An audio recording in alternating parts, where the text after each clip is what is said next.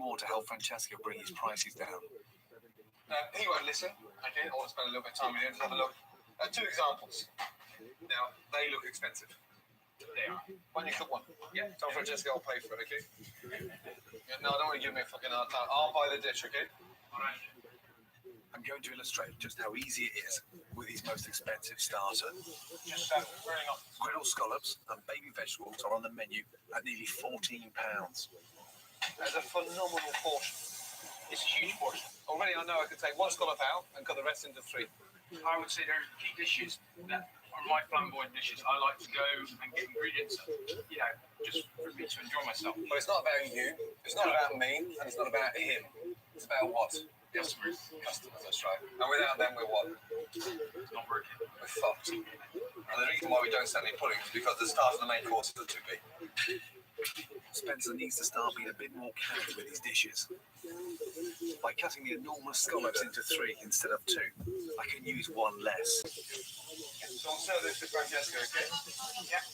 And I'm using big vegetables instead of paltry baby ones. They're not only tastier and a lot cheaper, they'll give this dish that rustic Italian feel that Spencer's current menu is lacking. Carrots? Yep, there we are. And you've got some nice wild mushrooms from out in the garden. Yep.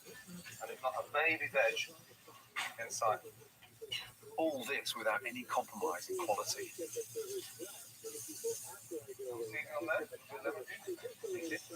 You'd never feel hard done by there, would you? Now I know we use 2 big scallops. This new dish can go on the menu at a significantly lower price without any loss in profit for Francesco. And if he sells just one more as a result of this price drop, then he's already made money. Okay, got 2 minutes? Yes, sir. Okay, something I want you to taste, please.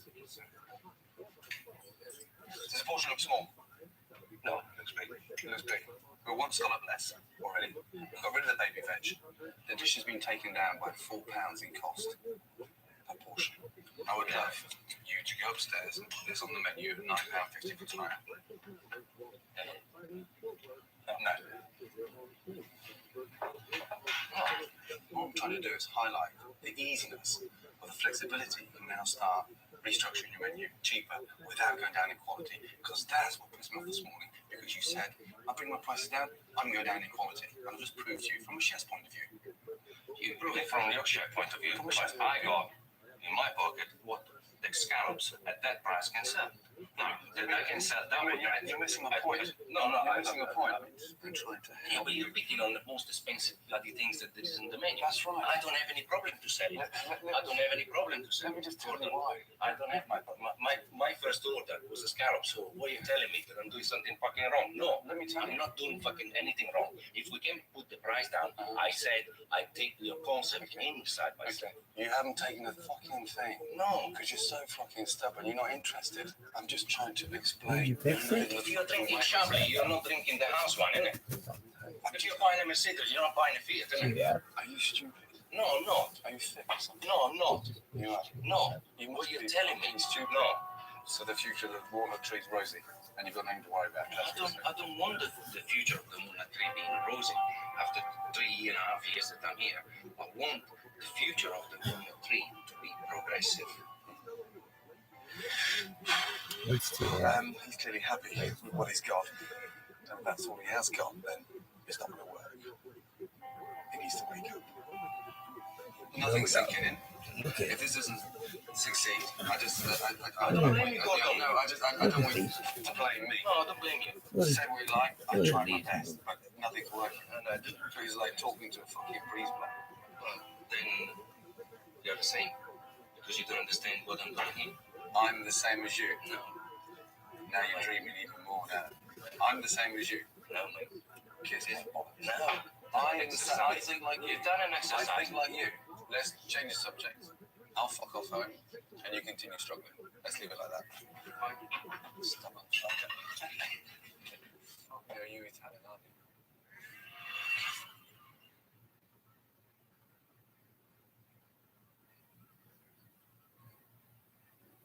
And welcome back to our final segment with Rabbi. You're also a clairvoyant medium. How long have you been doing that?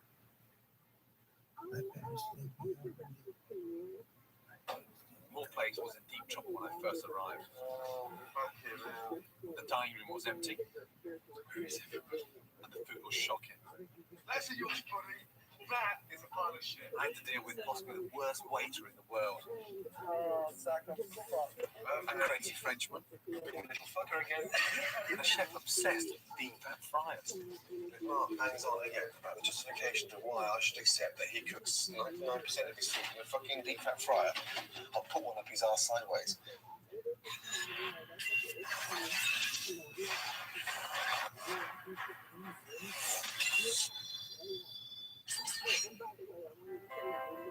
Isha in the home counties.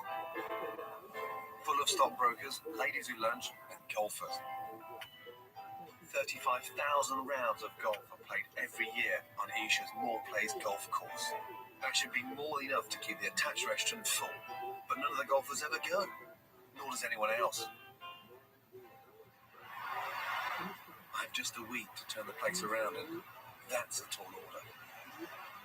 Jesus Christ, what a monstrosity.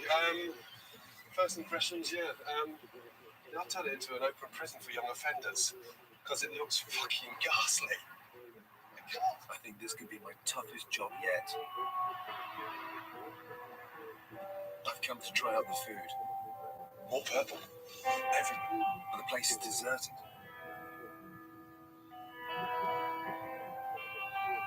Looks like I'm dining alone.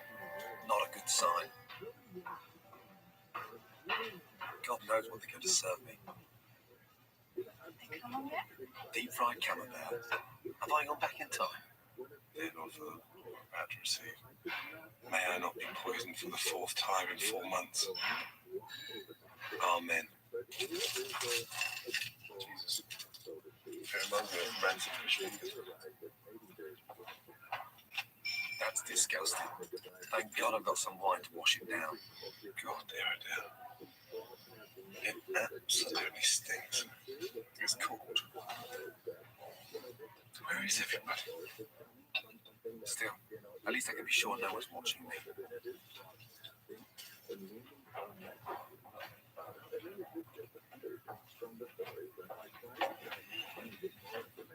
Next up, duck à l'orange.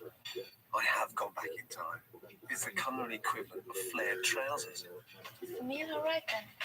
This duck tastes like it grew up in the 1970s. It's not exactly fucking tender. It's a popular dish, duck à l'orange. Not really. Never don't taste. It's quite tough, no? It's really difficult to eat, yeah. I know. You sure it was spit out? No. I'll make it a swallow. Yeah, that's a problem. Water? It's still in there. Mm-hmm. You're still chewing. Oh my god. Don't swallow it.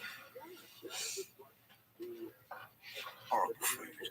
No wonder this place is in trouble. Completely clueless. But on the verge of being embarrassing.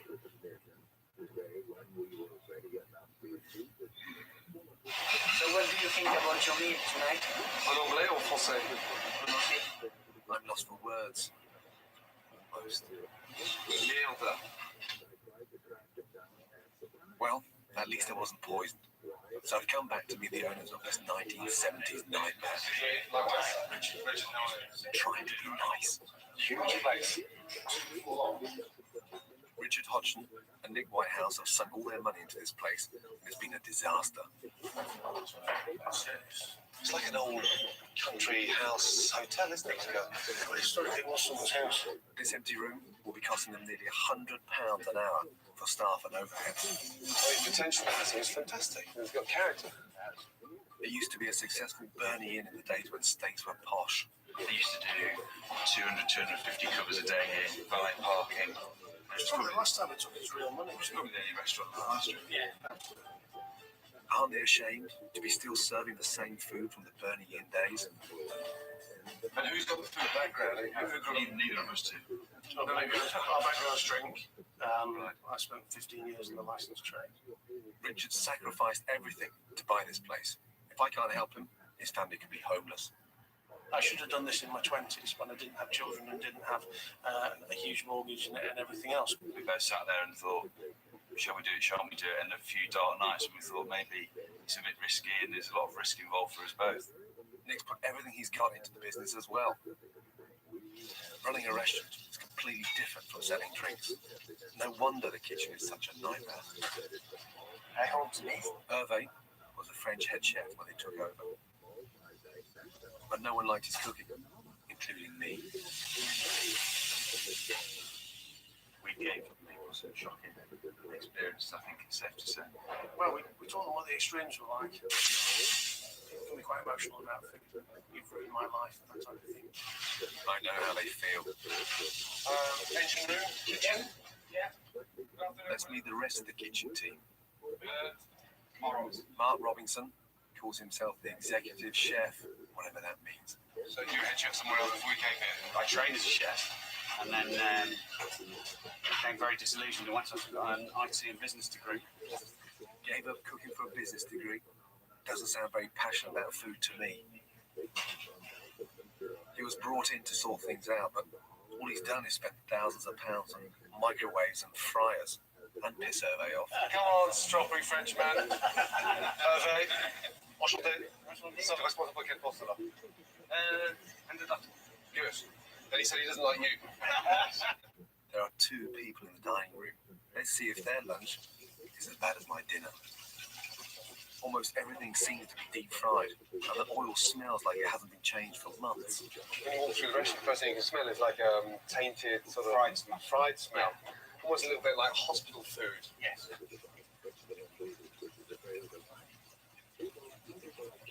Chef, why is there anchovy fillets in the salad niçoise?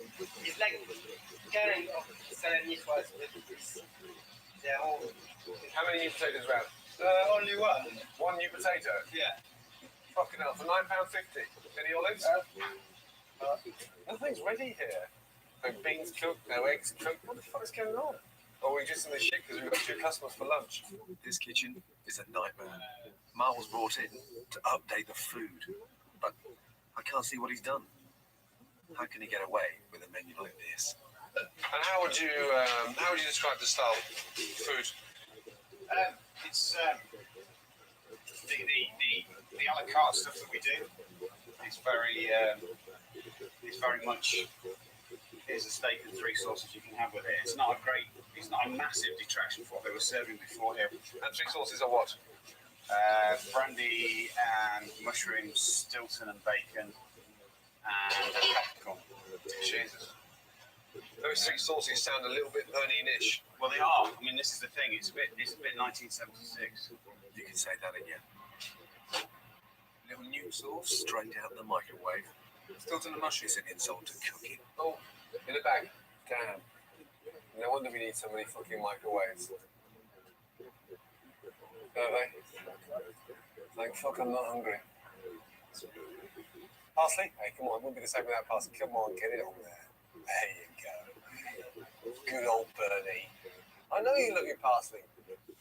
So far, I need a fucking rock up their arse because to continue the way they are doing now, it's going to go down like a sack of shit. And quite frankly, I don't think they actually care about customers. And every dining room needs to care about customers. Otherwise, they don't come fucking back.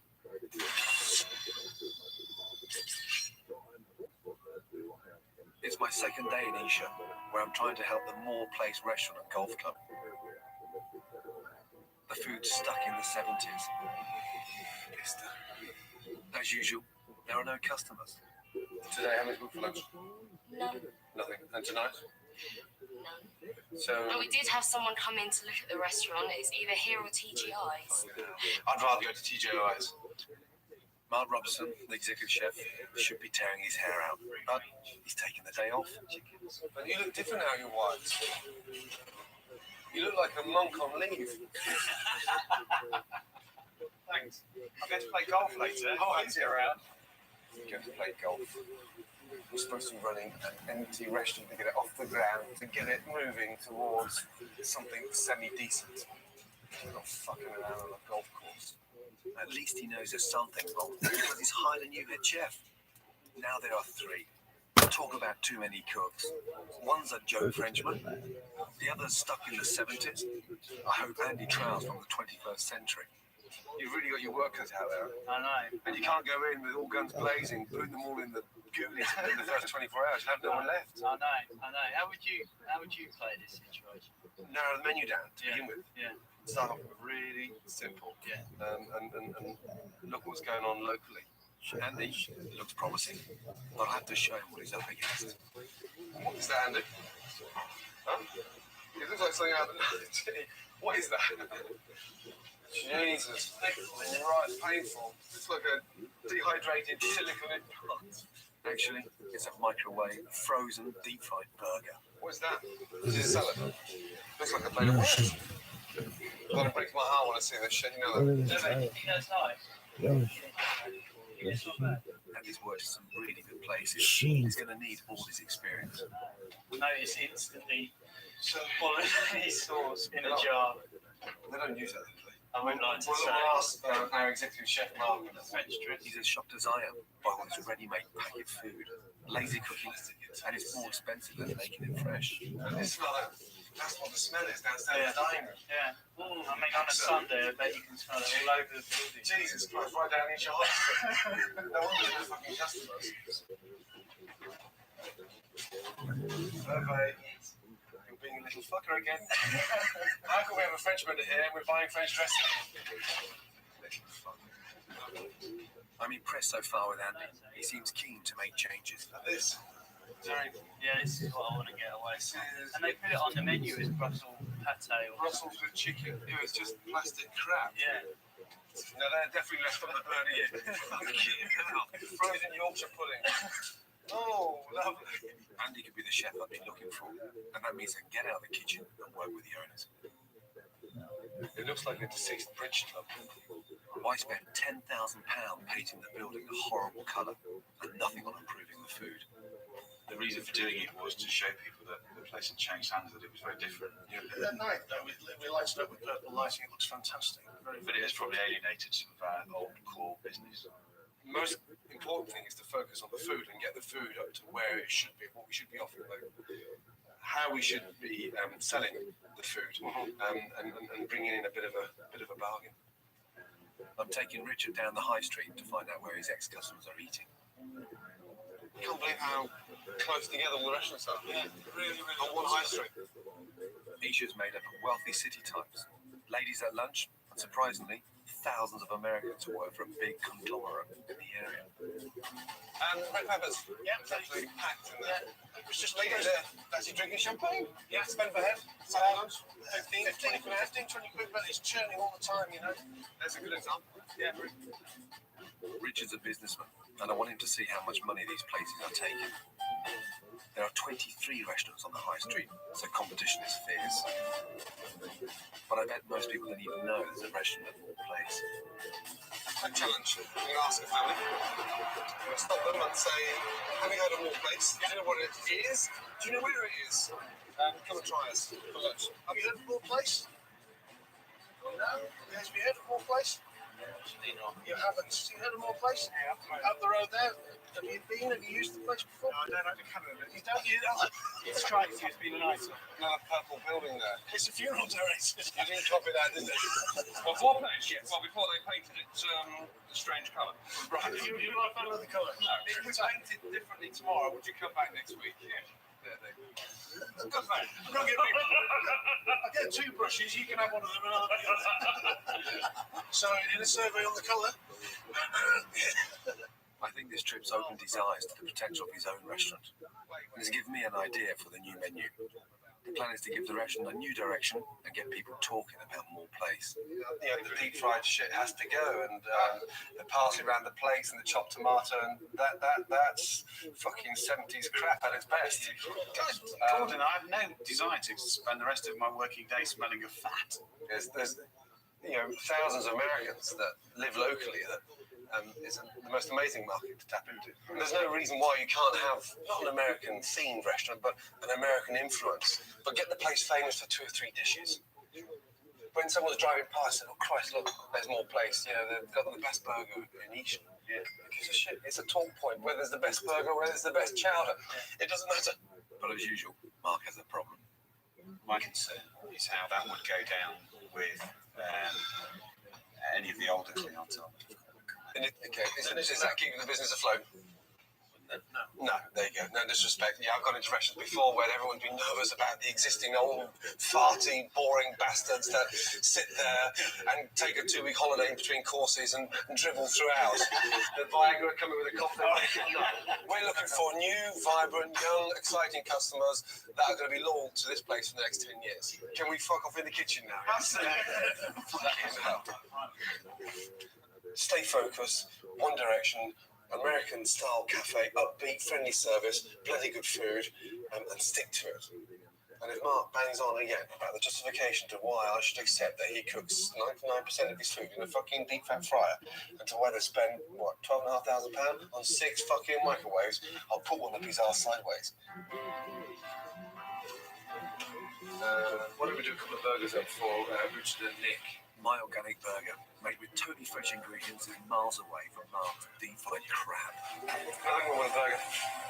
When it's done like this. Lovely. Lovely. Welcome to proper cooking. When it's cheaper to make than bought-in silicone implants. Tomato chutney. It's a nice raw cherry tomato chutney with shallots. Put a little bit of parmesan on. Toast it. The celebration burger. Lovely.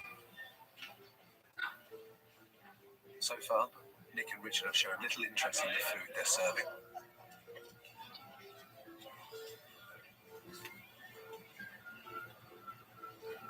What's the verdict?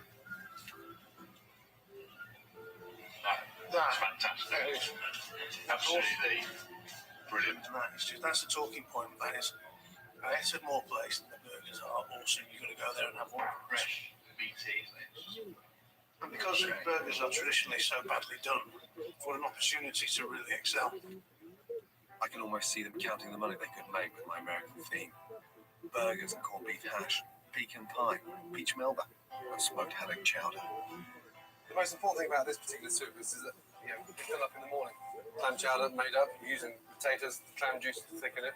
We've gone a little step further and poached some quail's eggs, then pour the chowder over the haddock, over the clams. Quail eggs all nice and runny inside. Then you take a spoon and think, fucking hell, that's moreish. The food is really coming together. This is the corned beef hash with hollandaise finished with pommery mustard. Not difficult at all. No exception. Really hard. Finally, we're getting somewhere. Now all we need is some customers. 35,000 golfers use this place every bloody year, you know that. And there's a small percentage of them actually get in to that bloody restaurant through there. So the idea now is go around there, stalk them a little bit on the green, and ask them to taste this amazing food. I'm taking Kim, one of the waitresses, and Andy to entice them in with the food. Morning, sir. How you doing? Would you like a quick burger? Sir, there we are. Thank you very much. What's this in aid of? This is aid of Andy. I'm a new chef in the restaurant at Ball Place. Are you? We haven't moved that. I've been in that place for 4 years now. I used to come down here on a Sunday and we booked a breakfast. We had a tea booked and it just took so long to get the breakfast out. Really? Well, we had to tee off and had to leave the breakfast and I ain't been in there since. Nick and Richard can't keep an empty restaurant going forever. We have to fill the dining room and make customers come back. This is a beautiful mini hamburger. Your wife's going to go mad now. Look, it's put all down your jumper. I wonder how many of these golfers are ex-customers.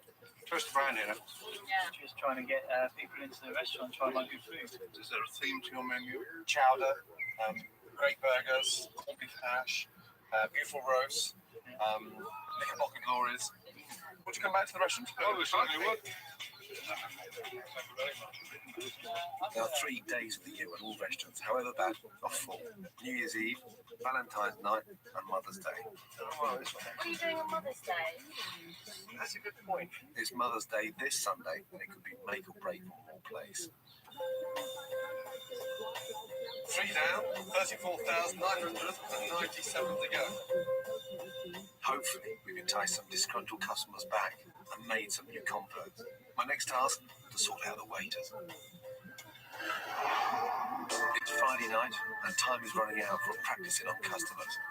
All 9 of them. It's Andy's night off, and so Mark's running the kitchen. Yeah, I just want them square. Peter, it's not square. Just square them up. So why is he in the dining room? I just want them straight. Tonight, I want to see if the waiters can push the new menu. On a bed of spinach topped with a fried egg. Well, that sounds great, actually. It is nice. I tried it yesterday. Well done, Kim. 1 corned beef hash. Less butter and spinach next time. Okay. Quick. Smoked haddock chowder, which is a soup. It's with Come on, Peter. it's got haddock fish. It's got what's that egg? No, the customers know more than him. Can I have the camembert? 2 of those. Oh, God. They've ordered the camembert. Just okay. Zach looks so shy. I'm not sure he can walk and talk at the same time. Never mind sell the new menu. There you go. That's it. How was you started? Now things are going wrong in the kitchen as well. Mark can't even make the deep-fried camembert. It's frozen. I thought it was his speciality.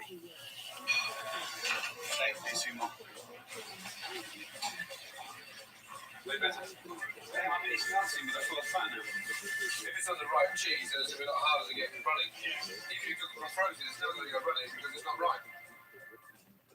Now the chef's gone into the dining room. That's pretty much 1 member of staff for every 2 customers. And there are no vegetables in the main course. And they need my help to serve them. How are they ever going to manage with more than 9 customers? Everything they've touched so far this evening. Fucking overcooked, undercooked, unripened, deep-fried camembert. And I'm really worried. This dining room will be full on Sunday. There could be as many as 150 customers. We don't stand a chance.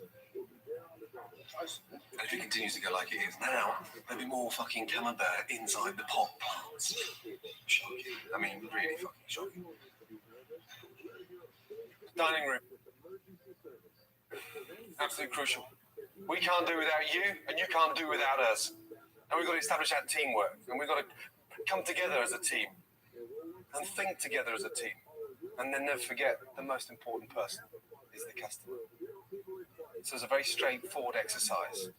Nick and I are going to arrive in the dining room for the first time. We've got a table booked for 1:30 for lunch today. Ready? Sit me down, present the menu, and sell me this restaurant. Here we go. Peter's been here for 15 years, so he should know what he's doing. Good afternoon. Mr. Whitehurst, nice to see you. Mr. Ramsey. Long time no see you. I got a nice table for you. Yeah, well, you can't fault his enthusiasm. Still sparkling for both of you? Sparkling. I'll have a beer. Kim's been a waitress for 5 years. She's charming, but has no real training. A bit bitter. Bitter. Okay. The lamb, perhaps? Lamb, yeah, I'm not. Zach's only been here a week. He knows nothing. Really nothing. Where's it from, the lamb? Too sure. Okay. Soup of the day. What's that? Not too sure either.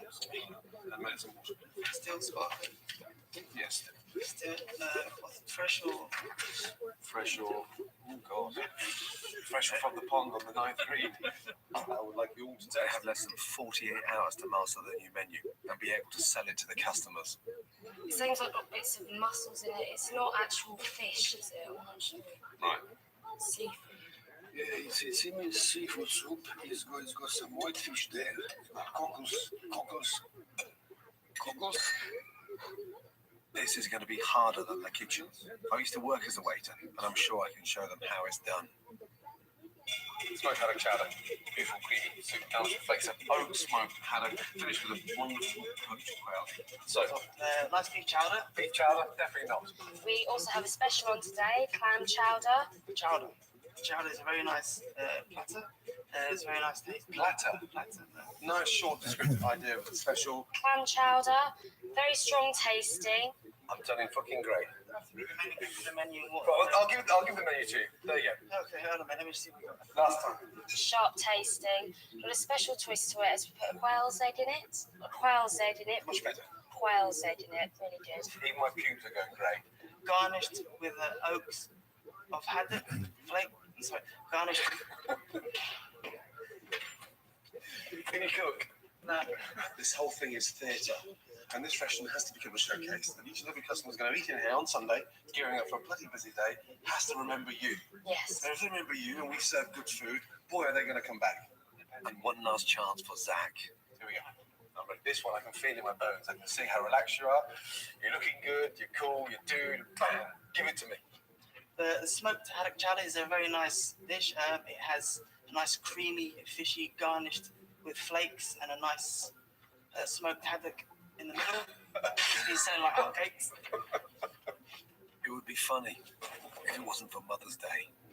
We've only got like 2 days to prepare though, so it's like... Oh, fucking hell. You got 2 days to prepare one fucking speech. I've got 24 hours to get a fucking restaurant ready. Zach.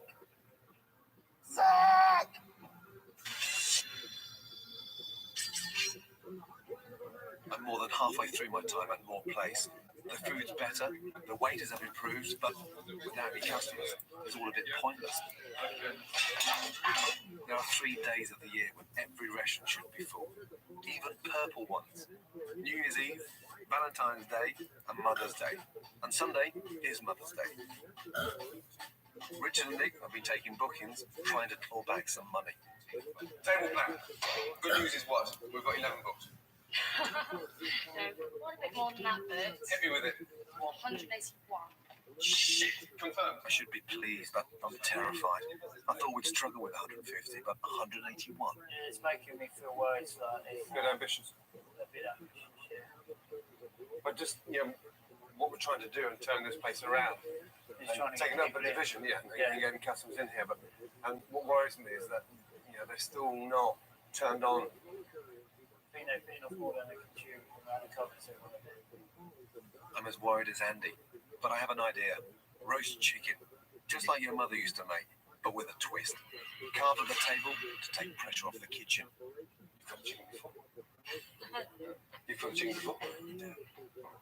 You've got a chicken before? Many years ago. Many years ago. Rich? At home. Everyone's going to learn, including the owners. JC, you thought you were coming down here for random golf. No, you're not. I want you to do a chicken. Really? Yeah. I brought in JC, one of my best maitre d's. He knows everything there is to know about service and about carving a chicken. One of those classic. First, cut off the legs. Then separate the drumstick from the thigh. Next, cut along the breastbone. Keep the knife close to the carcass and take off the breast. I will use the skin myself. Yes. Also to leave the skin and the customer can do what you want. Turn the chicken over and remove the succulent oyster underneath. That's a nice The next one. £4.50 an hour. No, we'll push the boats out this time. 475. Man's got talent. Come on. Time for everyone to practice. First time for you? First time today. Yeah. Chicken virgin. What kind of arse? Which is the arse? The legs off first. And then you go on to the breast. The chicken has to be carved in 3 minutes or the rest of the food will have gone cold. It doesn't really look like a chicken. It doesn't seem to be a bone. And you cut the leg beautifully. Cut the drum off. You've got the thigh there. Yeah, look, that's So, right. yeah, that's not brilliant. You're just having problems with the breast. Yeah. Tomorrow they'll have to carve in front of the customers and it'll have to look better than this.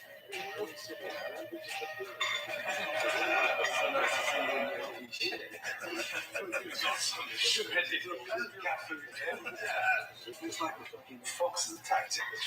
The chickens are coming on, and it'd be so nice to have chickens carved at the table and get the waiters to take some pressure off their fucking shoulders on Sunday with gratin dauphinoise in a bowl on the table. Yeah. Fresh peas, because it's just coming to season. Yeah, perfect. And so that's the major selling point for the dining room. Yeah. And pecan pie. Instead of being positive about Mother's Day, Mark's worrying about old customers who are expecting the 1970s menu he's already sent out. The people that have booked have seen this. Yeah.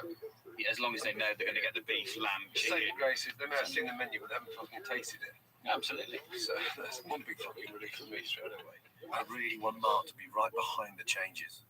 Irrespective of how many we got booked, we're going to be in the shit big time. Yeah. And if we can entice 25% of these customers on Sunday to return, you've got them.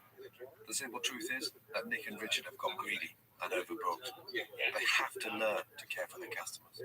Do you think you're both now capable of running a restaurant? As you've said before, and as we've not made any bones about, we're not food experts, not restaurant operators. We need to be in here. Certainly in the short medium term, we need to keep building our capability. If you are going to go a division and take it from strength to strength, you have to get firmer. I have to do it every day. Because there's a part of me that thinks, Christ, you nasty bastard. And now that you guys are physically hands-on, I mean really hands-on, it'd be so good to keep control of it. Hold tight to those fucking reins. If Richard and Nick are serious about getting stuck in, we could still get through Mother's Day. I'm going to take them at their word and give them some real work to do.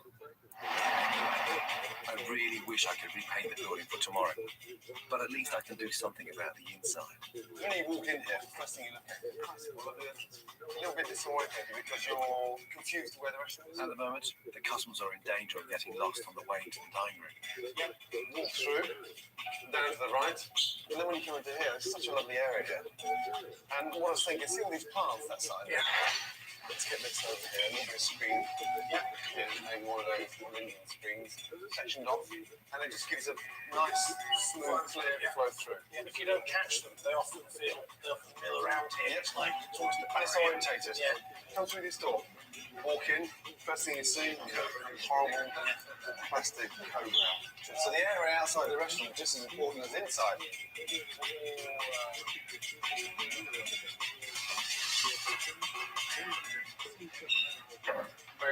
It's even more intriguing now than it is when you walk through to the... Wow, beautiful entrance. Excellent. Where's the restaurant? Oh, it's just down here onto the right. There's that natural little snake. Follow it. Yeah. Everything is ready for Mother's Day. Just one last test to see if Richard can carve the chicken in less than 3 minutes. 3 minutes. How you feeling? Have you started? No, not yet. How am I feeling? Yeah, overwhelmed. We started.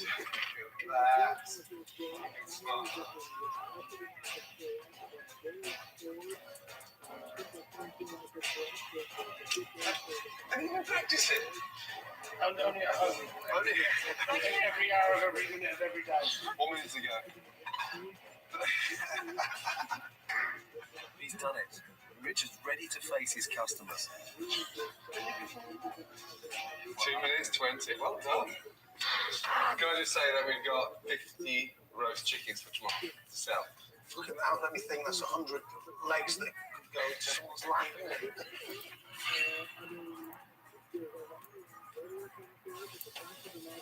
Morning, guys. The big day has arrived, and if you're going to give the diners a Mother's Day to remember, we better get cracking.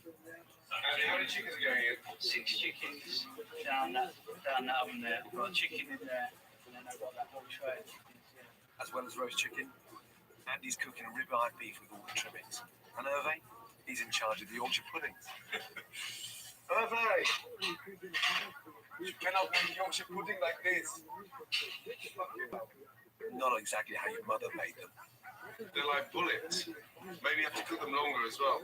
Yeah, and hotter to start off with, just to get them rising. Morning. We got 15 chickens. It'd be nice if you could do 10 of them. Want me personally? Yeah. Thanks. I'm going to start to think about chicken. She. Okay, here we go. Yorkshire puddings.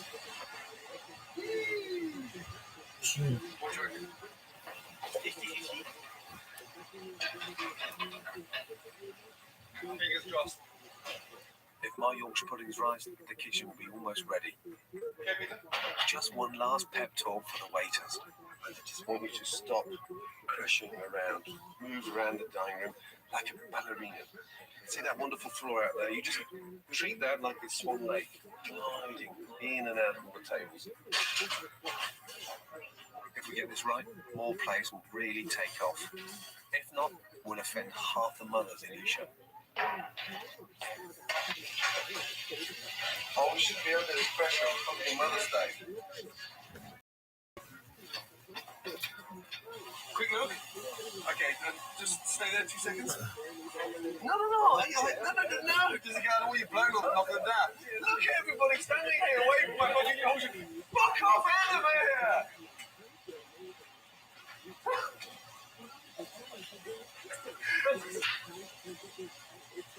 Oh, fucking hell! One more look, just in case I was imagining things. Ready? Watch.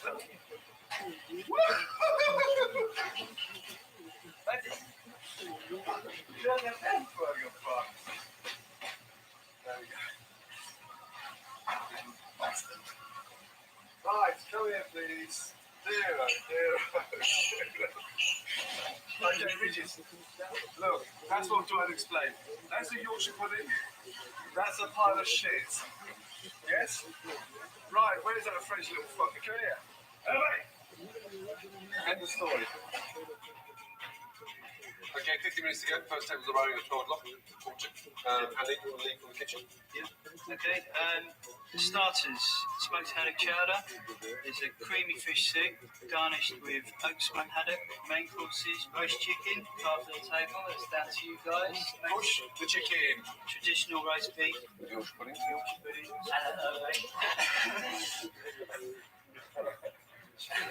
Oh, I heard that. Christ, what do you think this time last week? We went from 2 to 180 for lunch today. So, I'm going to be in the dining room, right behind, give them a little bit of support. Because I think the kitchen's pretty much set with there. The dining room's still a bit offensive.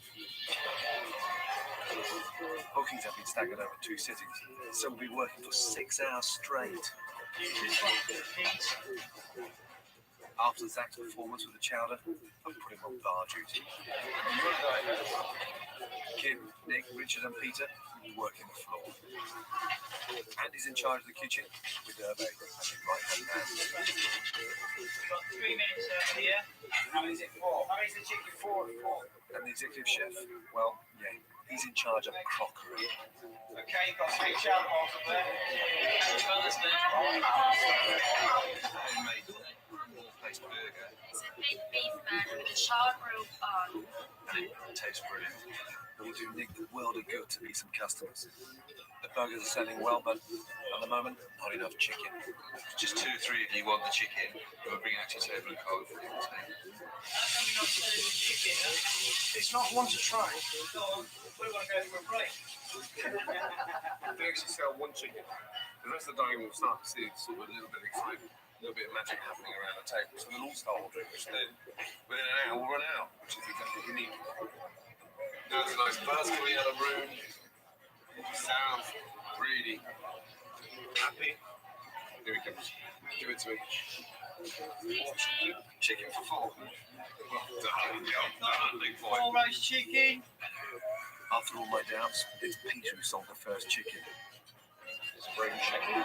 That's not you, then. Sure enough, soon everyone wants one. So you touch it. What do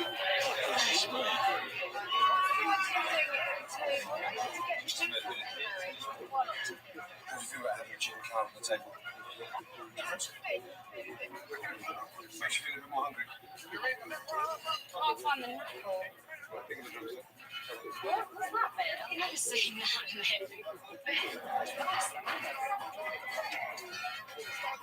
Do you want a bit of each? Fine. Relax. It's only a chicken. Everybody's rising to the occasion, and the first sitting's going really well. Take 2. There you are. Thank you. It's great to see the dining room full and feel the buzz. But on the second sitting, the overbooking's causing a problem. There are just too many people. There's a table of 19, and a table of 15, and a 14, pretty much coming at the same time. And it's not very good when you've got like 48 people all at once because it shouts in the kitchen. Nick and Richard have to learn a cardinal rule. Put the customers first, make them feel really special, and build a sense of loyalty. I didn't expect to come out for a family meal after waiting as long as this. It's not a question of fast food, it's a question now we've been here an hour and a half. We've had the starter. That's it. Not a lot of explanation other than we've been really busy. Yeah. We've kept cheerful, haven't we? Except for Colin. Well, there we are, we learn and we don't come back again. That's it. Have you ever had a chicken carved at your table? No. Well, I've not done this many times either. Kim's trying her best, but charming the customers just won't work. They want to eat. At least you know it's fresh though. Another bottle of wine. Remember, unhappy customers destroy reputations. But how the fuck can you cook for nearly 50 people at one time? Yeah.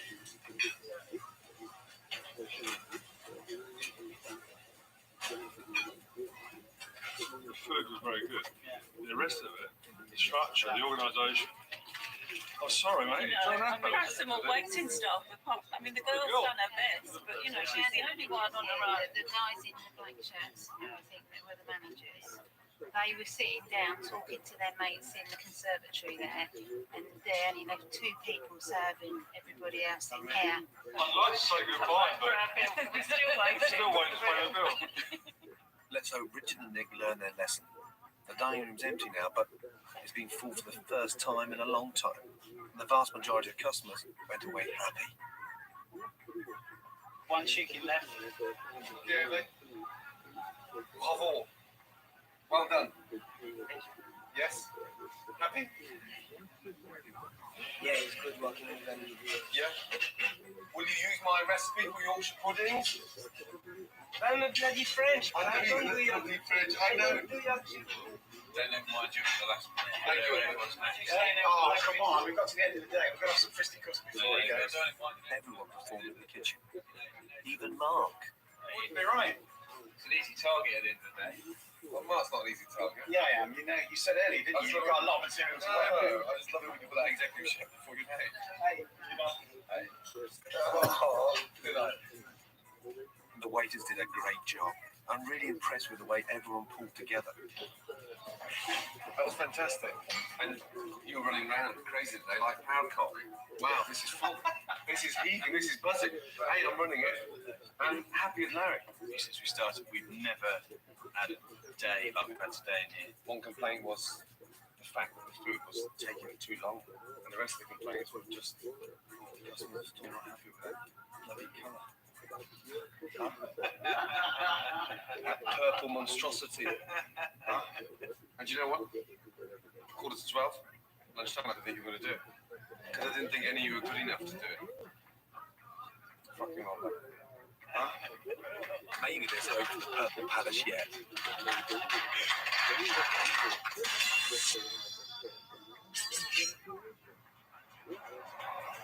When I first arrived at Moore Place, I found a restaurant in crisis. Where is everybody?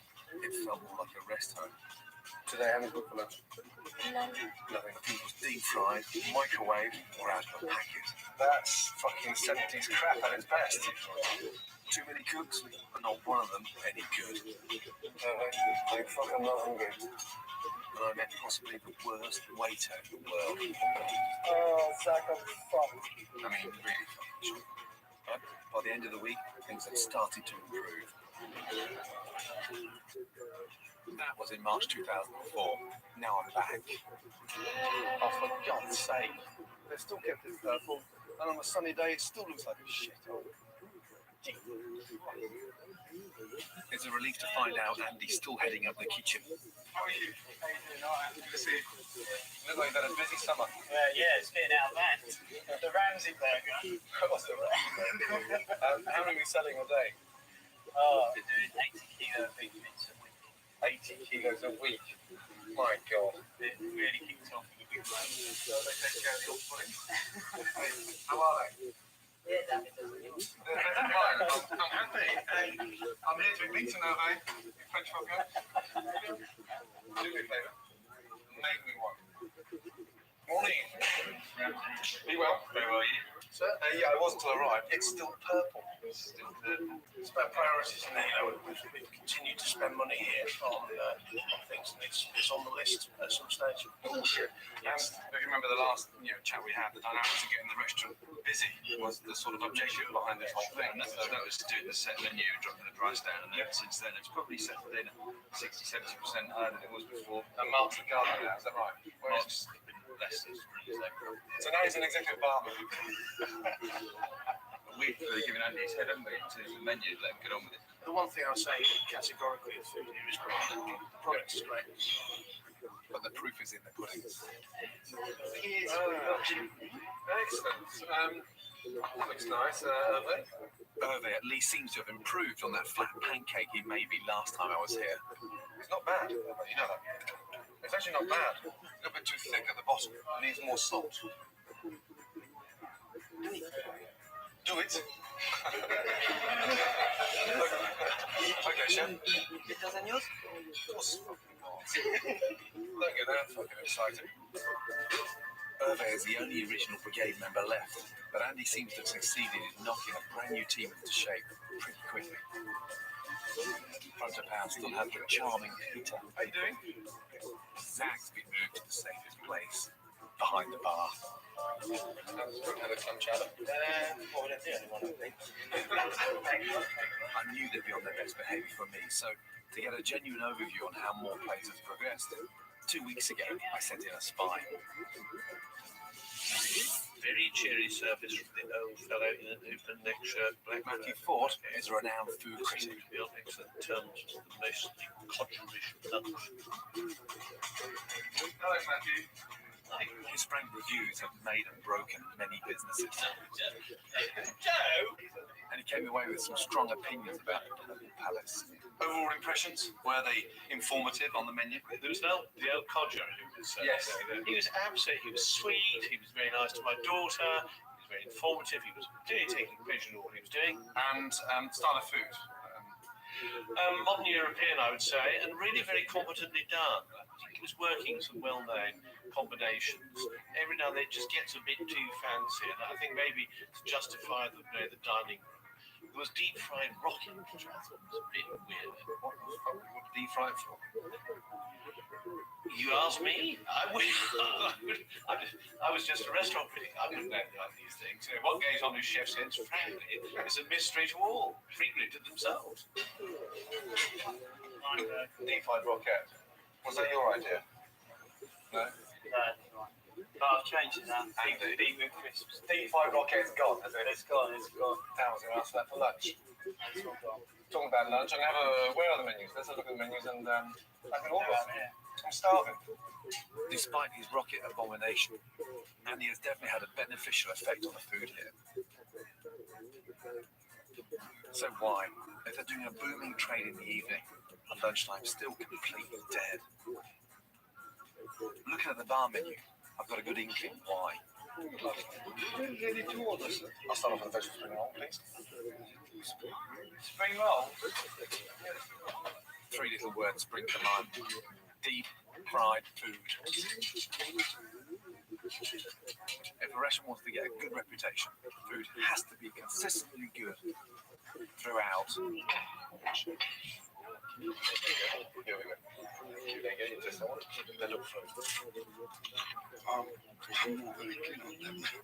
Fucking disgusting.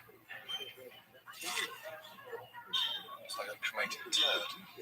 Fucking disgusting. Miles away. So we've got good food in the restaurant. That's completely spoiled by the shit they're serving in the bar. And if you're ever going to attract people from the bar to come and eat in your restaurant, you're going to stop serving that shit. Stop. Sad. Service!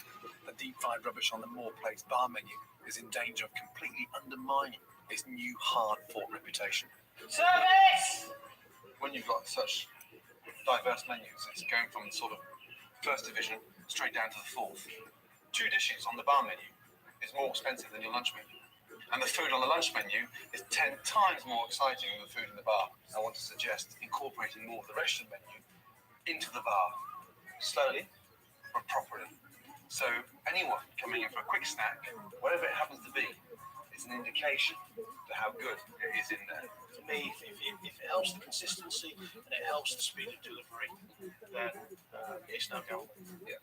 No more deep fat fruit. No. And just to make sure, I'm putting the deep fat fryer out of harm's way.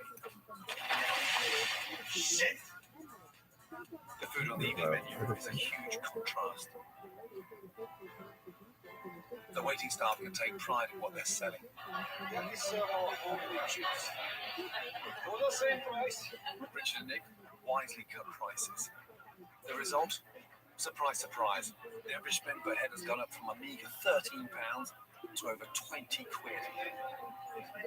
And if business continues at this level, their predicted annual turnover would have increased by nearly £1 million. Everyone loves a Ramsay burger. Fantastic. The place is doing really well. Very, very busy. We got rid of the fucking fryer, which is fantastic news. And it's a great restaurant. Food looks fantastic. They don't need any more. I'm out of here. Thank you very much. Thank you, sir. Likewise. But remember one thing. Can't wait.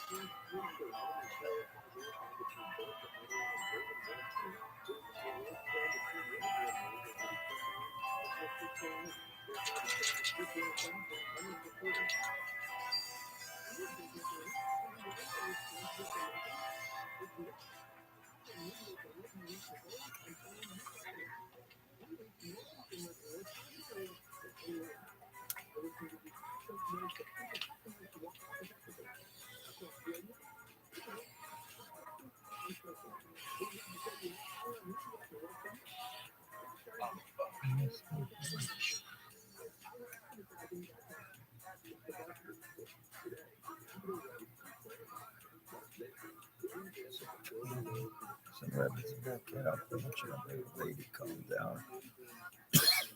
She really just wait till you fucking get on that practice. Keep watching that. Thank you.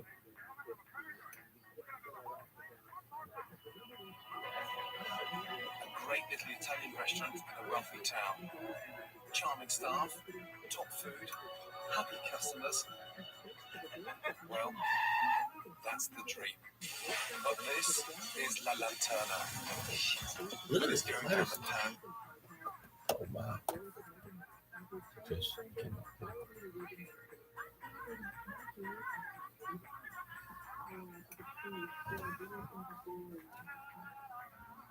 time to tell you something to do.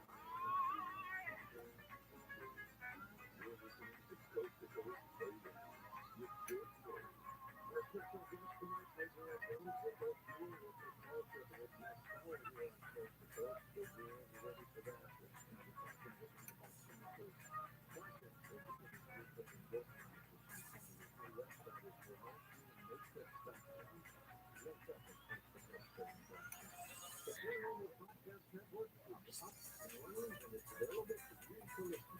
It's free. Download the iHeartRadio app if you listen on your phone. If you listen on PC, go to iHeartRadio.com. In the search, you can put Coast to Coast on, and it just shows up right up by the coffee machine. That's what you want. Because the other day, actually, when you finally got so you really want to listen to this show, strange things, and also things that the athletic is going to come in and cover over here for you. It's the iHeartRadio on Coast to Coast on. They're in the middle of the and on the first Sunday of every month, we highlight a major artist from all over the planet, and we love it when you send us music so we can highlight you. We sure do. If you're a musician or you have recorded music, maybe you're a singer, send us your work. Just go to coasttocoastdaily.com and look. There's all the info up there in the search bar. It'll tell you how to submit your music and so you know just like you can. Great work from Coast to Coast Daily. Right this time, and I'll build up your music. Have you listened to Tom and Dr. Alan Ray with very simple predictions and natural products for the simple components that I use to provide sunshine to a cooking method. Please stop and listen. With your suitable activities for easily shower, smoking, slow poison, stress, food disorder, or your age. Secure that by reducing inflammation during the clearing the body. All the stuff. A cortisol is a strong, easier to be told you want to use to be nuclear inflammation status when it needs to be stopped. High blood pressure, high cholesterol, kidney disease, various types of Jesus, depression, Alzheimer's disease, autoimmune disorder, osteoporosis, even fatty liver, are one series of inflammation. And they're linked by supporting the body's ability to protect those cells that it needs. And that is the purpose of any specific adaptogens together, supporting the body to be healthy. Dr. Miller, how do I feel after taking this antifungal? Doing the chemically and immediate effect. But I tell you, your immune system is starting to function better after 24 hours. You put a drop along with it, and most will feel it within 30 minutes. Order now at healthyliving.com. Discover our wellness tip from Dr. Miller who talks about the stem cells and will make you feel better faster. The stem cell wellness kit is a doctor-said ingredient and your exclusive relaxer. It's only available at healthyliving.com. Or toll free at 800-563-3980. That's 800-563-3980. Don't forget to enter promo code GEORGE for free shipping. Join the stem cell wellness kit at healthyliving.com. Just healthyliving.com.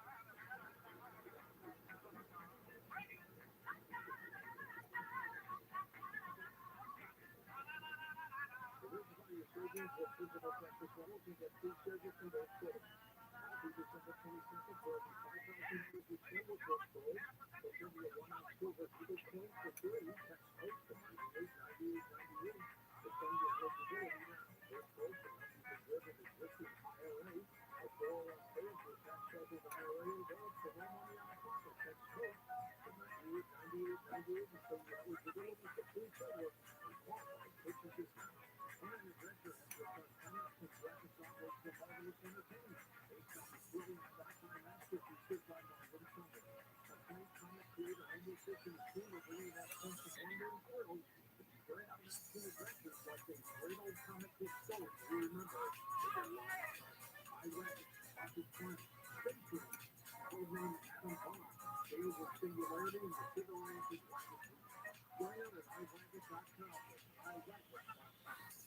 Your people, your food. I appreciate it because that's all of my arms. 3 weeks after I put on the carnivore, I noticed, I looked at my arms and I said, hey, I don't have any bruises on my arms. I'm always full of bruises. I can't put my finger on it, but I know something's happening. I have to tell you, that has to be the carnivore. So there's Labrador, the Carver Woods and Carver Baltimore. I was very much in the good, speaking of which is good, man, I couldn't know where it's best, and I couldn't, you know what, this could be the biggest. So instead of the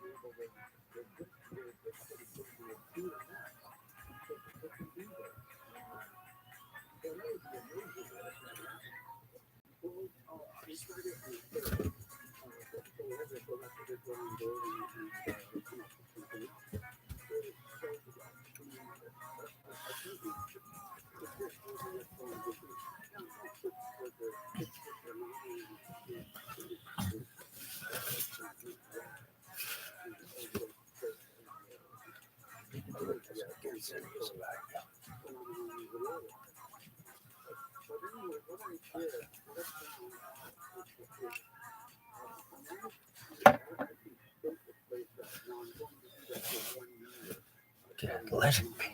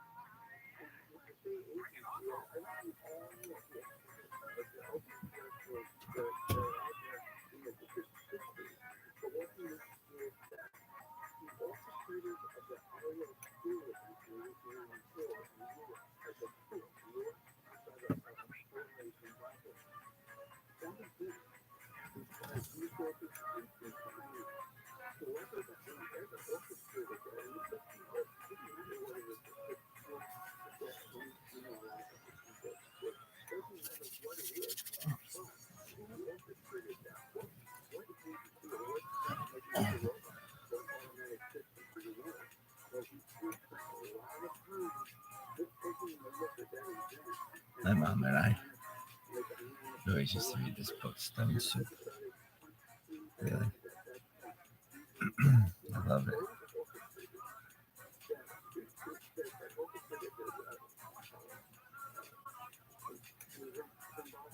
1947 book.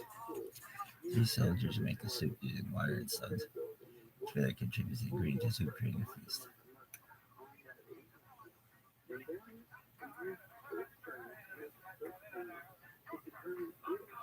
Is it good?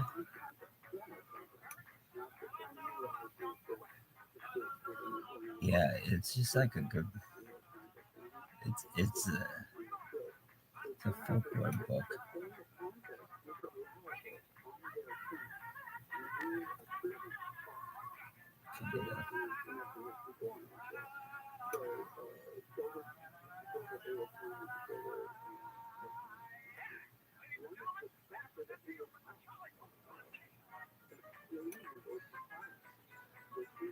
Alright, so you gonna read it? Yeah. Once upon a time, just as the sun was setting, three weary travelers came to the edge of town. Their feet were blistered, their mouths were dry, and their bellies were aching with hunger. I'm starving, moaned the first. I'm exhausted, groaned the second. Let's stop in this town and ask for help, said the third. Now, people who lived in this town were by no means rich, and what little they had, they always kept to themselves, for themselves, hiding it even from their friends and relations. When they looked out of the houses and saw the three travelers, they said we should look hungry strangers. We know what they want. Quick, hide all the food and pretend we have nothing. And that's exactly what they did. The travelers came to the first house and knocked gently on the door. Good day and peace be with you, said the first. Will you please kindly share with us a little of your food and a corner where we sleep for the night, where we can sleep for the night, added the second. We'll tell you about our travels in return, promised the third. Sorry, said the man of the house. We gave all our spare food to travelers who came here last week. There's only one room in the house, said the man's wife. Both of them were lying. The travelers sighed and went to the next house. Go away, said the owners. The harvest was very bad this year, and every bit of food we had is gone. They too were lying. At every house that answered the same thing, townspeople always found an excuse. Their children were sick. They had relatives staying. They were going away. A plague of mice had eaten everything, one lie after another. The travelers knew they were being lied to. But what could they do? They were just about to give up and leave the town when one of them the travelers had an idea. The people here have to learn, he said. Let's play a little trick on them and reach and teach them a very big lesson. Excellent idea, said the second. What sort of trick? Asked the third. What kind of lesson? Gather around, said the first, and I'll tell you. And so, in whispers, the secret signs he did, and the plan unfolded. And his two companions nodded and grinned from ear to ear. As soon as they were ready to put their plan in action, the first traveler spoke in a big, booming voice so that the nearby townspeople were sure to hear. How terribly sad the poor people in this town have no food, he said, but never mind. We shall go to the town square, and there, as night falls, we shall make a pot of delicious and nutritious stone soup. When people heard this, the townspeople were very curious. They never heard of stone soup and wondered how it was made and what it tasted like. How do you make stone soup? They asked the travelers. We'll gladly show you, replied the first. Follow us, said the second. And bring us a big empty pot with some firewood too, said the third. So they did. Arriving in the town square, one of the travelers made a fire, another filled the empty pot with water, and the third placed it over the fire to boil. And now, said the first, for the special ingredients, with a grand and dramatic flourish that everyone could see, he reached into a leather satchel, took out 3 smooth round stones, and popped them in a pot of water. Soon we shall feast, he exclaimed, stirring the pot with a big wooden spoon.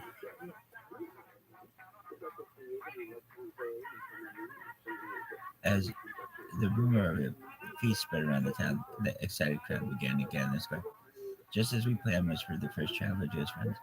After the pot of water had been boiling for some time, the traveler began to sniff the air and lick their lips. And now, said the first, I will taste it. The travelers lifted a spoonful of bubbling water in his mouth. The crowd craned forward and the nectar hit it. It's completely delicious, he announced. At this, the crowd gasped and gurgled with delight. True, confided the traveler, some people might say that it needs a little salt and pepper, but apart from that, it's practically perfect.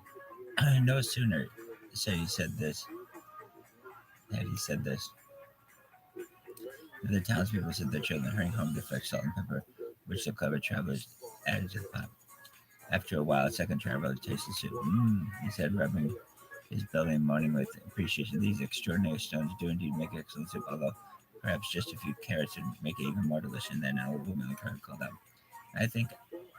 now that I think of it, I believe I may have a carrot or two in the house. And straight away, she scurried home and back and hobbled a whole sack of sweet, crunchy carrots, which the travelers quickly sliced and added to the pot. I suppose a perfect stone soup should also have some onions and perhaps even some cabbage too, said the third traveler. What's the point of dreaming about ingredients that we simply haven't got? At this, the old man's voice was heard in the middle of the growing crowd. I've got some onions, he cried, and cabbages too. And off he shuffled, returning a few moments later, wheeling a barrel full of onions and fresh green cabbages. And again, the travelers were quickly shredded and put in the pot. After another tasting session, the first traveler paused with a look of pure ecstasy on his face before finally declaring, "The stone soup is totally scrumptious, although I suppose a few little fishies, deposit some potatoes, and perhaps some oil or margarine could improve the flavor ever so slightly. But apart from that, and maybe some barley and leeks and some herbs and a drop or two of milk or cream, I can truly say that the king himself would be happy to eat the most delicious and nutritious stone soup." When the crowd heard these words, they were deeply impressed, and off they ran to fetch all the food that they had hidden earlier that evening. Soon they returned in sacks and barrows of tasty ingredients, which the travelers piled in the pot as quickly as they could. Food fit for a king, murmured the townspeople, and all made from stones. Isn't it amazing?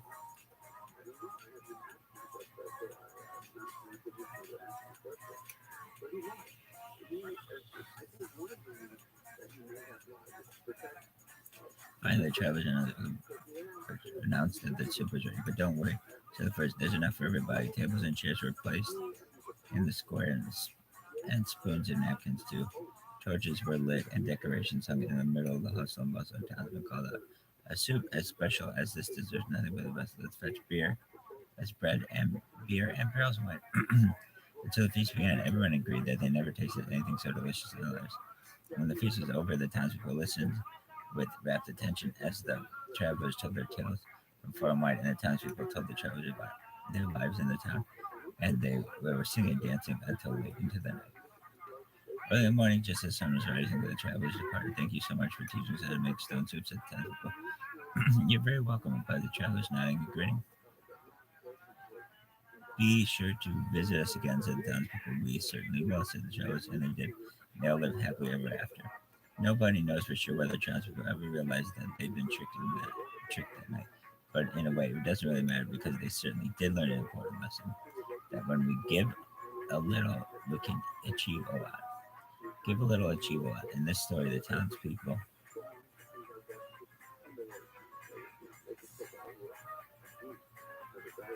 So that it's just a story that I liked. Really? Yeah, but she would. I would always want to read it to her before bed, but she never wanted to. Why? Because it would make her hungry, and she wanted to eat before bed. And if you don't want to gain weight, you don't want to do that. For Riz, yeah, generally good. What do they call it? I don't know.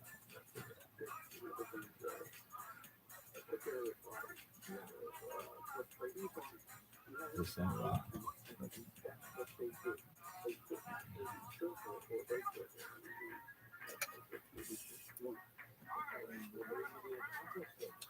yeah.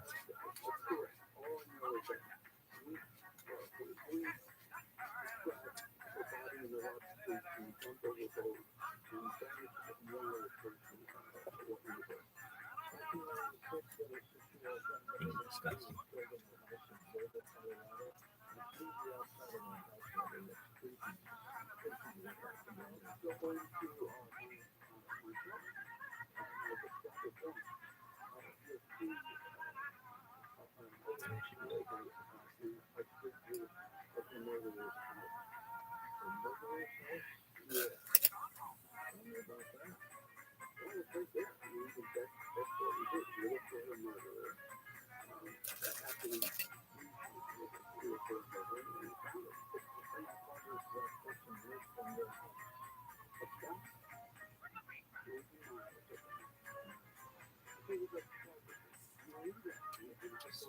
Bitch.